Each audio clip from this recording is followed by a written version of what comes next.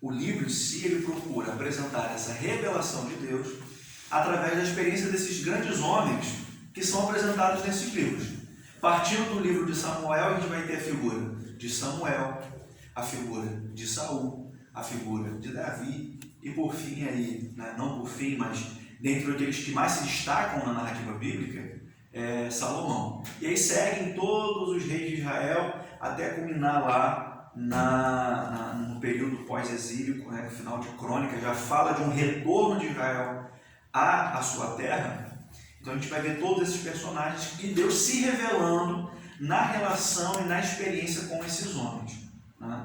A gente viu lá em Samuel que o próprio Samuel tem a experiência de ouvir a voz de Deus, ainda muito jovem, num contexto completamente insalubre, espiritualmente, porque Eli estava espiritualmente cego, seus filhos totalmente permissivos, não tinham temor nenhum a Deus, e o culto ali, era promovido por homens promíscuos que não tinham compromisso com a palavra de Deus, não tinham compromisso com a lei de Deus e faziam do culto a Javé ou a Adonai uma verdadeira orgia e outras coisas piores. Mas nós vamos ver que a gente vai falar aqui agora sobre a transição da chamada teocracia para uma monarquia, Teocracia é o governo de Deus, monarquia é o governo de um homem. Eu prefiro ficar com a expressão que o pastor Esdras, ele usa no seu livro, uma introdução ao Antigo Testamento, que ele chama de monarquia teocrática. Por que isso? O governo do homem com a direção de Deus. Exatamente. Deus, ainda que, como a gente vai ver aqui, tenha sido rejeitado pelo povo e pede um governo humano, Deus continua governando através dessas pessoas. Deus não perdeu o controle. A gente vê isso quando a gente faz a leitura dos textos. Mas o livro destaca esses pontos, essas características desses homens, sejam positivas ou negativas, apresentando a revelação de Deus acontecendo na história. A revelação de Deus não era algo meramente abstrato, como uma visão, um sonho. Deus se revelava nas questões práticas da vida humana, no cotidiano humano.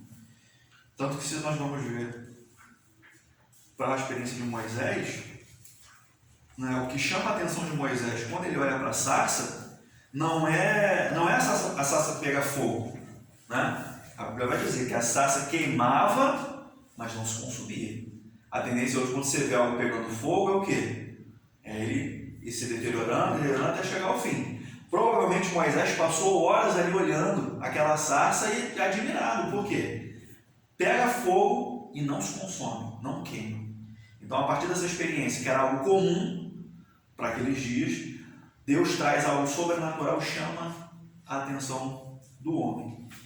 Então, Deus não se revela somente numa questão abstrata, como numa visão, num sonho, numa revelação de forma mais abstrata, mas sim nas coisas concretas também, nas coisas cotidianas da vida. E a gente vai ver isso através desses livros históricos.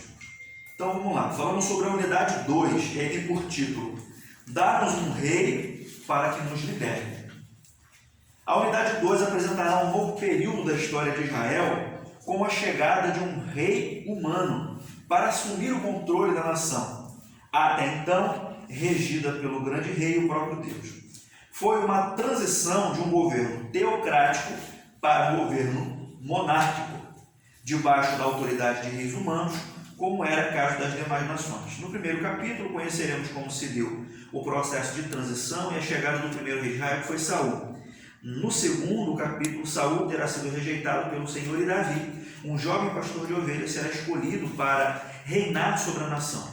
Acompanharemos os erros e acertos do rei, que ficou conhecido por ser um homem segundo o coração de Deus. No quarto capítulo, o espaço real é cedido a Salomão, filho de Davi. Analisaremos os principais aspectos do governo deste homem, que tinha habilidades sociais extraordinárias e que soube fazer pedidos certos ao Senhor, sendo por isso tão abençoado e com um reinado próspero, embora o fim de sua vida tenha sido marcado por deixar a lei do Senhor de lado. Encerramos a unidade com o capítulo 5, apresentando os detalhes de uma das mais lindas e imponentes construções do Antigo Testamento, o famoso Templo de Salomão. Bem, aí falamos então da passagem, né, da teocracia para a monarquia. Nos primeiros livros, que são Josué, finalzinho de Deuteronômio, Josué e Juízes, a gente tem a transição de Israel, que era um grupo de escravos, ou um grande grupo de escravos, que deixa de ser uma tribo para ser uma nação. Né? Para ser uma nação, você precisa de quê? Quando a gente olha aí para os livros, né, que vão dizer o que constitui uma nação. Que você tenha um povo, que você tenha um território e que você tenha leis que vão reger essas relações. Então Israel, quando estava no Egito, aquela não era a terra daquele povo. Eles não estavam ali na condição de povo, mas uma condição de escravos. Eles eram uma tribo, eles não tinham um lugar fixo para chamar de seu. Então não era povo, não era uma nação. Não tinham leis que regiam e que davam identidade a esse povo. Eles eram regidos pela lei dos egípcios. Né? Então não tinham terra, não tinham leis, e não eram um povo porque eles não eram um povo nessas condições de se ter uma terra, de se ter leis, de se ter uma identidade. Eles não tinham isso. A identidade do povo de Israel, ela é formada quando Deus começa a dar as leis e eles começam a desenvolver o que seria a sua cultura, como povo e como nação. Uma cultura monoteísta, regida por uma forte senso moral, porque Deus, através da lei, imprime esse senso moral. Você vai ver Deus dando orientações até mesmo de questões sanitárias, né? Para que você não fizesse suas necessidades dentro da cidade, ou que se fosse fazer um lugar propício para aquilo, né? O lixo se fosse posto em outro lugar. Provavelmente as condições deles no Egito era que eles faziam suas necessidades onde dava. O cara, como escravo, né? A gente que talvez já leu um pouco de história, vive num espaço muito reduzido, não tem liberdade, trabalhava-se provavelmente muitas horas por dia, então o camarada não tinha essa coisa de parar, de ter uma pausa, o camarada ir no banheiro, não tem isso. Então eles não tinham esse senso, né? Então eles provavelmente faziam sua necessidade onde dava, não tinham o hábito de ter essa coleta de lixo jogada em um determinado lugar. Pelas leis dos egípcios, a questão cultica, né? Eles não tinham essa visão, a visão que se tinha até no Antigo Testamento era uma monolatria. Né? Israel precisou lidar muito com isso. Quer sentar? Não, por enquanto eu vou ficar em pé. Cadeira da privada. Tinha chamada monolatria. Né? Reconhece-se vários deuses, mas eu adoro um só. Não era a realidade do Egito. A realidade do Egito, na verdade, até que se concebia que existiam as divindades e se existiam os deuses reis, né? Ou os reis deuses, onde o rei era filho de um deus e ele exercia o domínio, né, ali sobre aquelas regiões e tudo mais. Então Israel sai dessa condição, uma condição de tribo escrava, e através de um modo sobrenatural, liberto por Deus, resgatado por Deus, através do seu líder Moisés, sai dessa situação e entra numa transição pelo deserto, caminhando rumo a Canaã. Moisés morre, assume um novo líder, Josué, que dá mostras de sua competência e sua capacidade como um grande profeta, como um grande homem de Deus, como um grande líder militar. Vence as batalhas que vem pela frente. A gente falou semana passada sobre Ai, sobre Jericó, sobre a passagem do Jordão.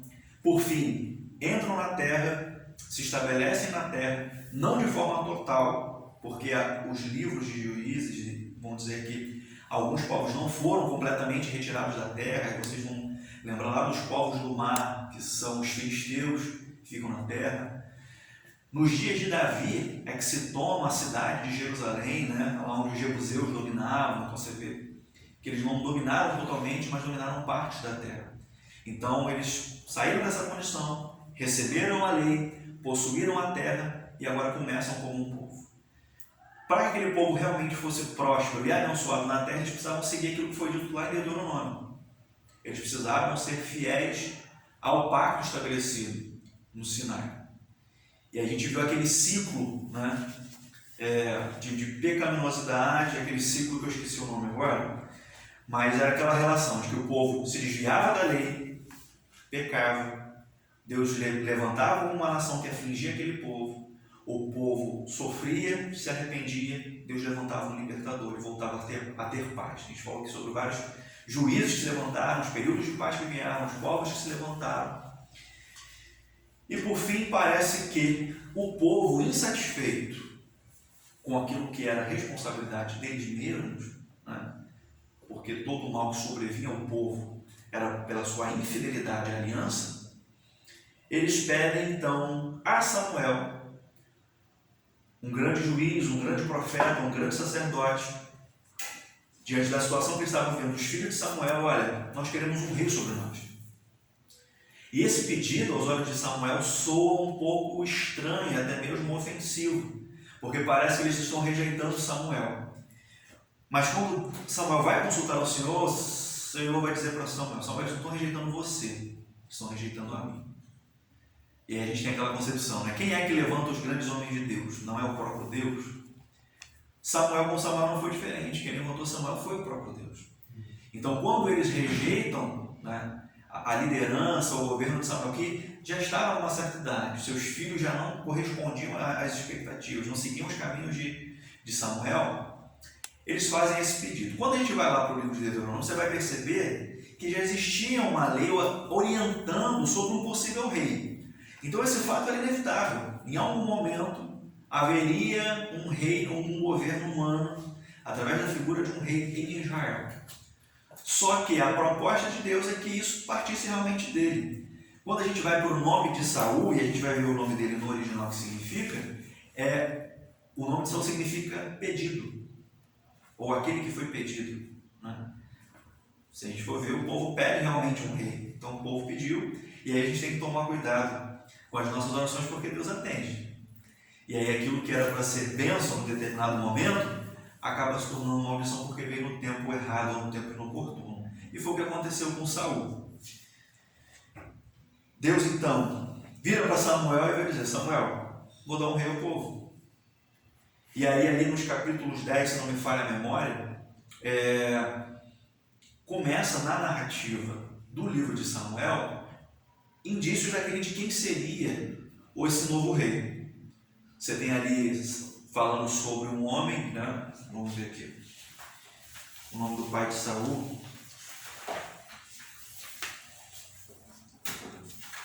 Lá na página 69,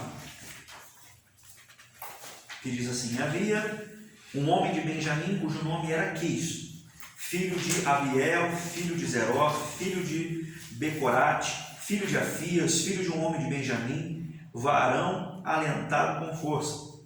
E este tinha um filho cujo nome era Saul, jovem tão belo que entre os filhos de Israel não havia outro homem mais belo do que ele. Desde os ombros para cima, sobressaía a todo o povo. Então,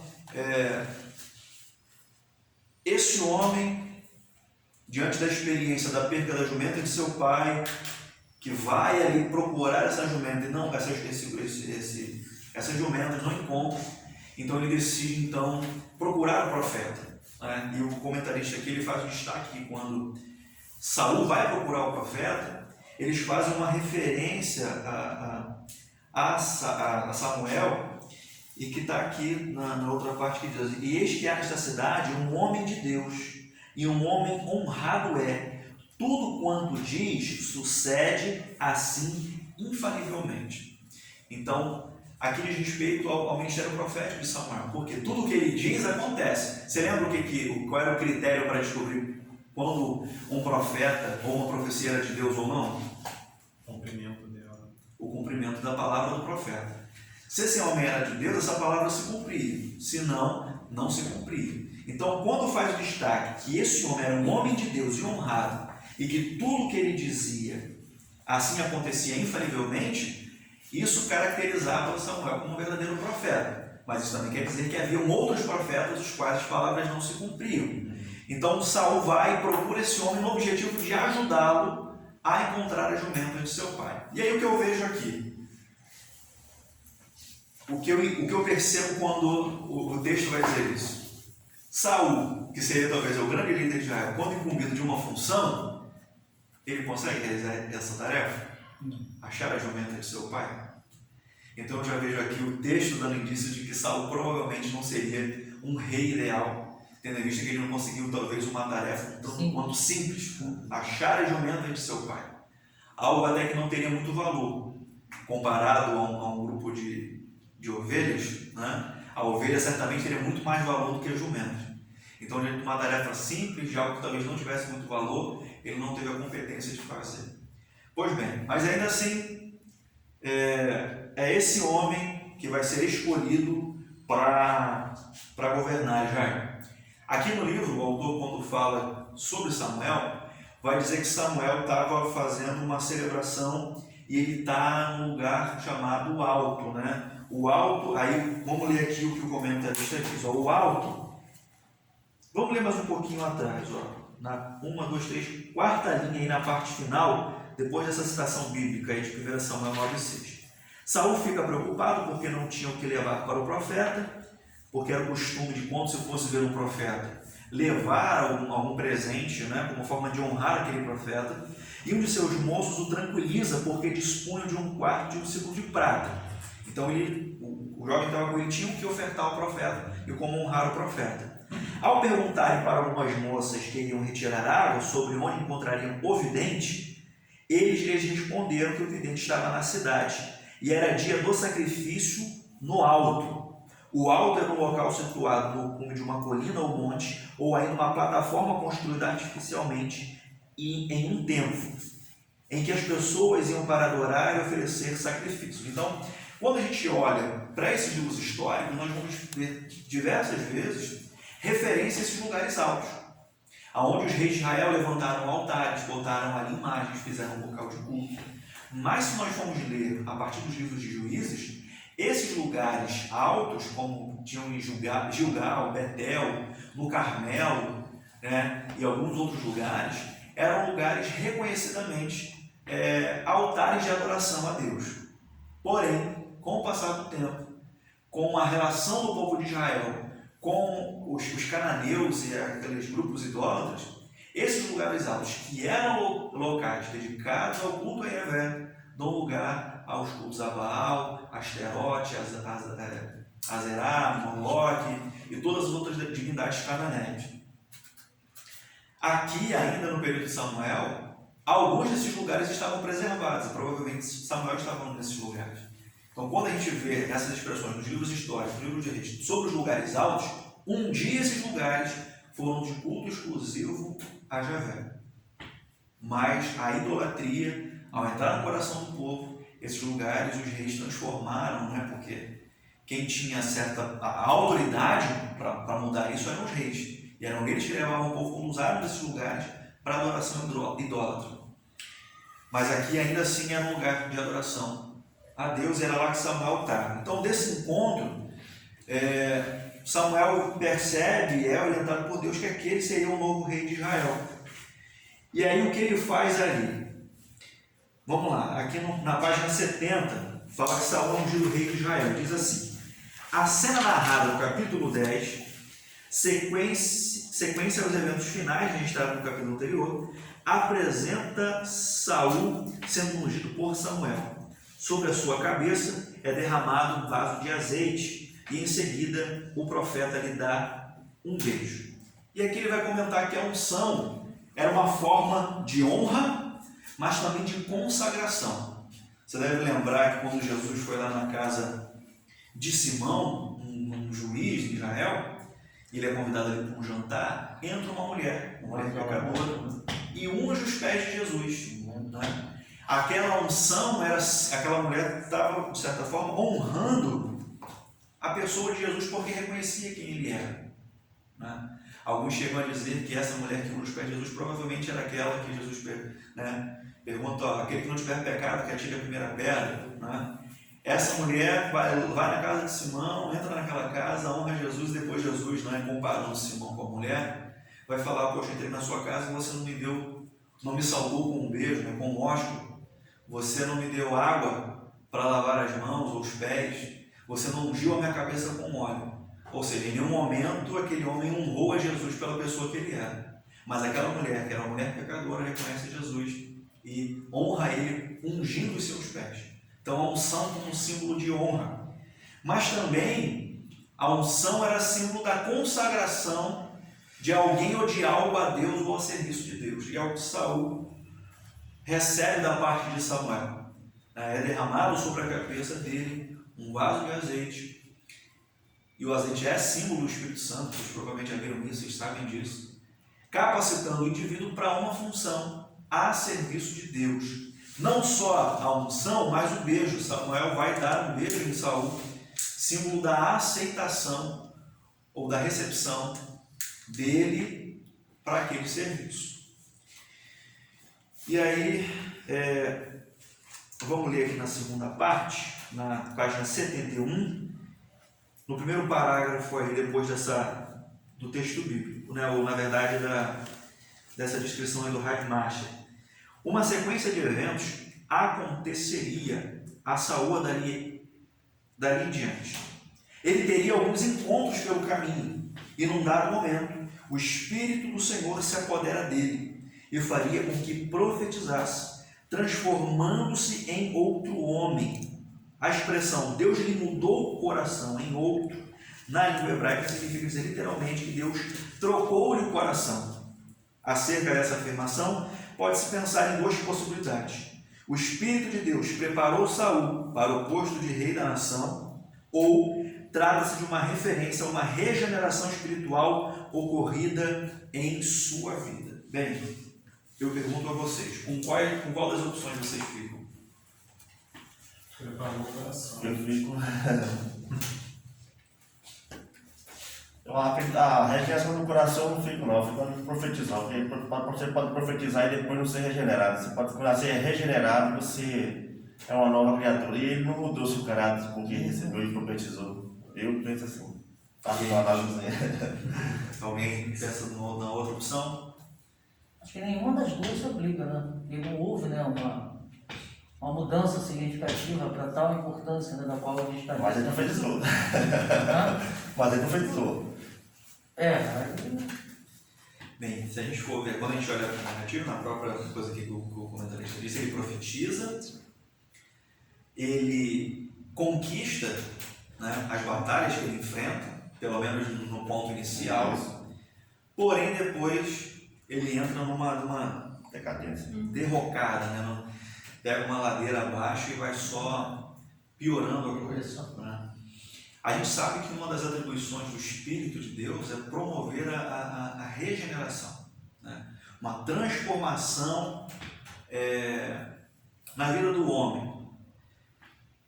Quando a gente olha o texto, você vai ver que quando Saul é ungido, ali, quando Saul vai ser para ser aclamado, o rei, o que ele faz? Ele se esconde. Talvez, numa perspectiva humana, talvez não, né? Pelo que a Bíblia diz ali, pela narrativa da Bíblia, a gente vai ver que, numa perspectiva humana, Saul, assim como os demais, não era o padrão, né? Não tinha, talvez, por ele mesmo as competências necessárias para ser um grande rei, um grande monarca. Dito a incompetência dele na recuperação da jumenta de seu pai, na sua postura um pouco duvidosa, quando ele foge, né? Que ele fica ali meio... A gente não sabe se é tímido, se é medo, o que é, mas diante da aclamação, para ele ser aclamado, o rei ele se esconde aquilo ali, onde as pessoas têm que ir lá buscar e falar, você vai ser o rei, cara, bota aqui fica aí de frente que agora você vai ser o rei, né?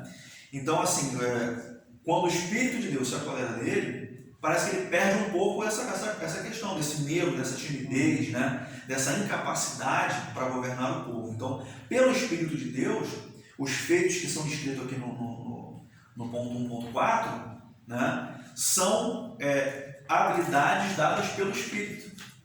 E aí eu fico com a primeira opção, que diz que o Espírito de Deus preparou Saul para o posto de rei da nação. Né?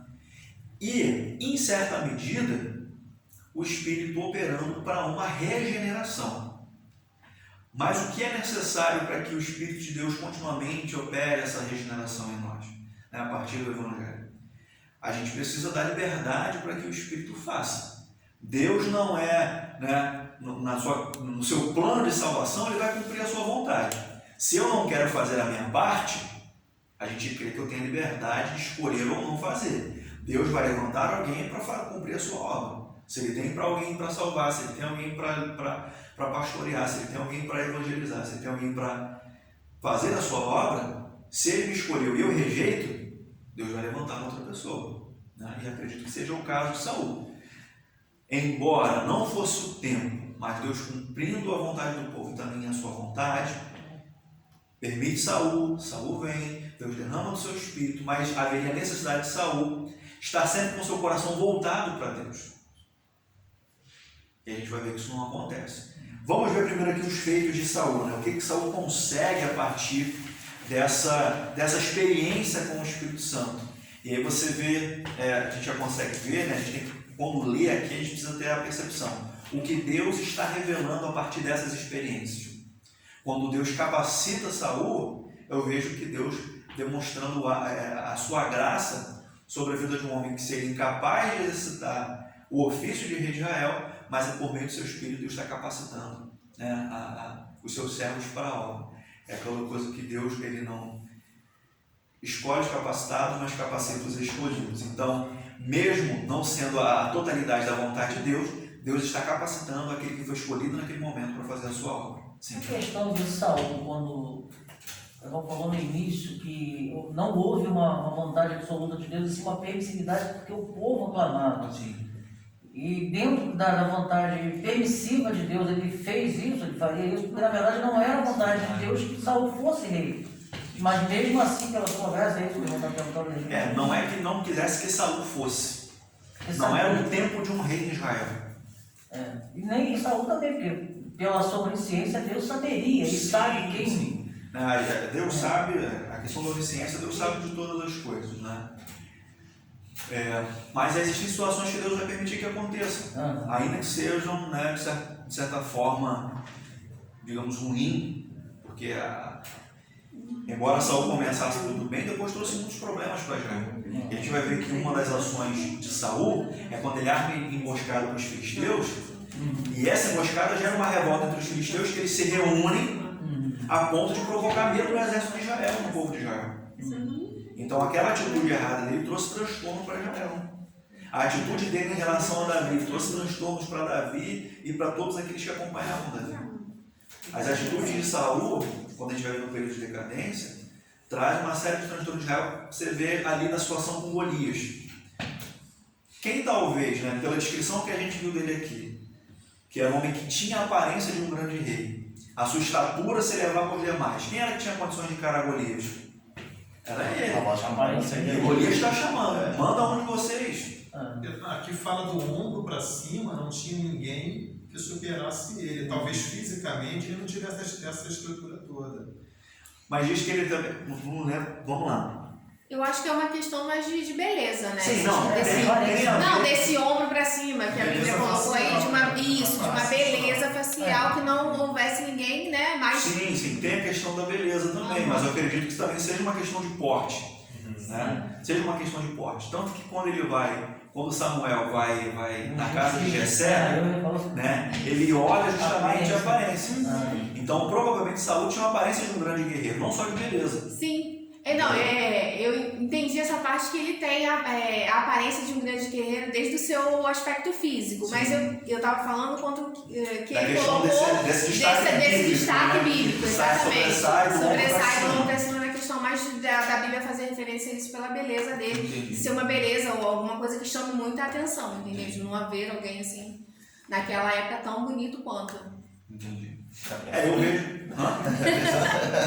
Pelo menos. Já pensou que ele se pode, hein? Porque ninguém naquela época da briga daquele, o cara bem destacado. Pois é, hoje chega uma pessoa, o povo todo olha, né?